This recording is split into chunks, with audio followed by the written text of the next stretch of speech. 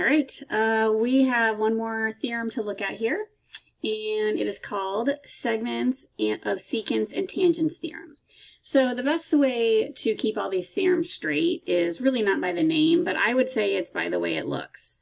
So if we kind of review a little bit, the first theorem had to do with chords. And so a chord is inside of a circle. Okay, so your chord, the entire thing is inside the circle. So it's, you can kind of think of it as part 1 times part 2 equals part 1 times part 2.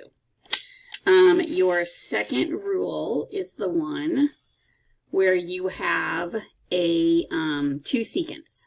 All right, so we have an external piece and then an internal piece. So we took the external part times the whole thing, set that equal to the outside times the whole thing. And our third theorem, notice it isn't 2 secants, it's 1 tangent and 1 secant.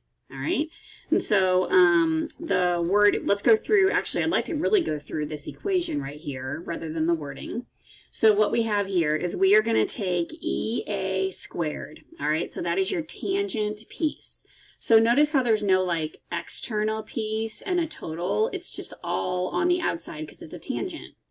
So we're going to take the tangent length and square it.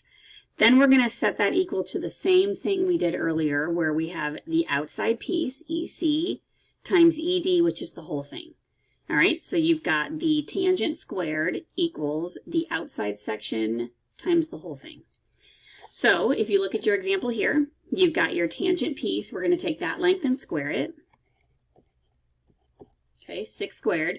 And then we're going to take the outside piece times the whole thing. So the outside piece is x, and I'm going to multiply by the whole thing, which is x plus 9. Now, when you are calculating or writing expressions for lengths, you don't multiply 2 things together. Okay, it'd be like if you knew the x was a 2, you would say that 2 plus 9 is 11, so the whole thing is 11. You wouldn't say that, you wouldn't multiply 2 and 9 together and say the whole thing is 18. So think about what you would do with numbers and do the same thing if you have a letter involved. Okay, so I'm going to simplify. We have 6 squared, which is 36. I'm going to distribute in, so I have x squared plus 9x. Okay, nothing cancels. I have x squared, I have x. I'm going to have to factor this. So I'm going to shift over my 36. You're going to need to move it over by subtracting. When I factor, I always like to factor when x squared is positive. Okay, so whatever I need to do to keep x squared positive, that's what I do. X squared plus 9x minus 36.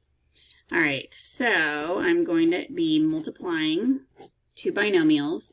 Now, since this is a 1 in front of x squared, I know it's going to have to be x times x. Now, when you have a 1 here, your factoring is a little bit easier. I'm looking for 2 numbers that when I multiply them together, I get negative 36, and when I add them together, I get positive 9. So think of factors of positive 36. 1 times 36, 2 times, oh man, what's 36 divided by 2? 2 times 18, 3 and 12. Give me 36. 4 goes into 36. 4 times 9.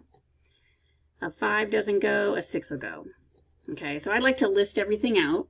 Now, I know I can make a multiply to a negative number by making one of these factors negative, so I'll come back to that later.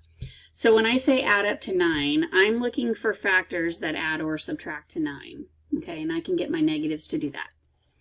So adding or subtracting to 9, what do I got here? Looks like it's going to have to be 12 and 3.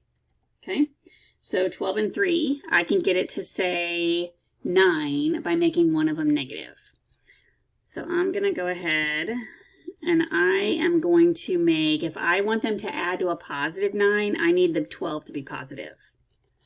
All right, so make the 12 positive and 3 negative. Now, before I go any further, let's make sure. So that does add to 9. Negative 3 times 12 is a negative 36. Okay, now we need to do that zero product property where we set those two equal to 0. So x minus 3 equals 0. I need to solve that. X plus 12 equals 0. So add 3 to both sides. So that gives me 3, x equals 3. Minus 12 from both sides. Okay, so let's double check. I can't have a negative length. So when I put my negative 12 here, I get a negative length.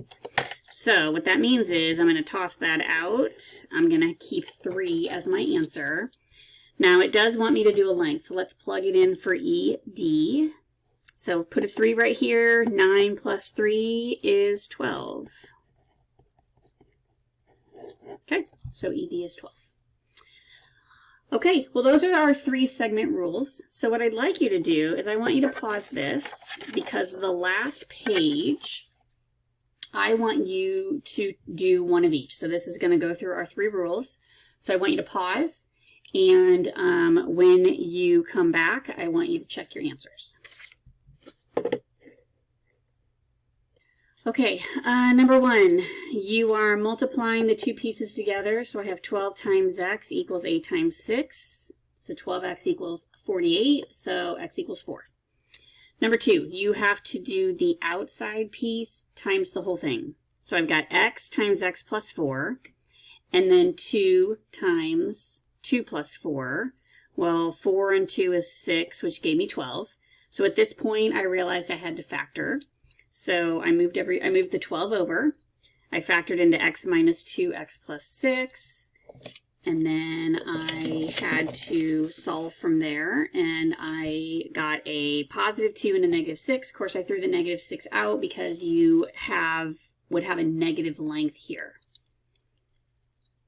All right, and then our last example, I wrote it as a simplified radical or a decimal. So the rule is the tangent segment squared, x squared, equals the outside piece, which is 5, times the whole length. Well, the whole thing is 15. So 5 and 15 is 75.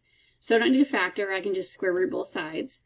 So again, if I leave it in simplified radical, I do have a positive or a negative answer no matter what. So it's either plus or minus 5 square root of 3, or that's about 8.66. But again, I can't have a negative length here, so I toss the negatives out. So I could either write it as 5 square root of 3, or if I had directions that said like round to the nearest 10th or 100th, I could convert to a decimal.